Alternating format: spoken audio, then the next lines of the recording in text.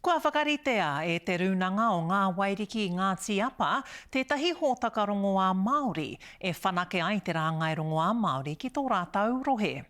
Hoi, i te pire rawa haumanu e kōrero hia ana i te whare pāremata e te rānei, a rā te wehi nui, kai raru ko ngā kaupaparongo a Māori a takiwā pēnei ki te mana te pire hou hei ture. Kei a Regan Paranihi, ngā tai pito pito. Romi ana te tinana hei whakamahu i te wairua. Ko ngā me ako ana e tātou ko te whakapapa o te romi me te mirimiri. Ona momo āhuatanga o ngā tikanga me ngā kawa. We had 53 registrations of interest.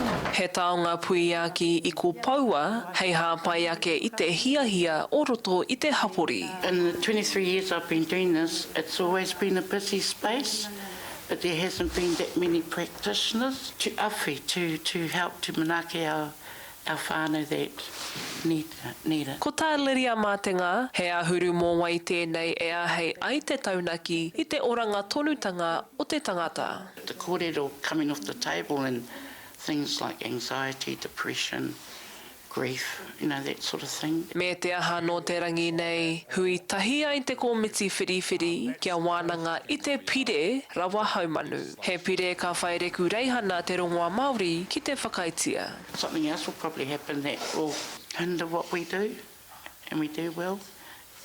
Because as you know, our services showed that we could rally in the event of a crisis or pandemic, and we were really good at it. He oi anō mō tēnei kairongoa, he koke tonu e pīkau ai ngā kairongoa i te hapori. Kei roto i au, kei roto i taku whakapapa, kei roto i a tātou katoa, te iwi Māori. What the future holds, no one knows. Te kaumātoru ngā ihu puta o te rangapū tuatahi. Ka mutu, ko te tohu matua te whai, ma e nei i ka tauhou. Regan Paranihi, Te Karere.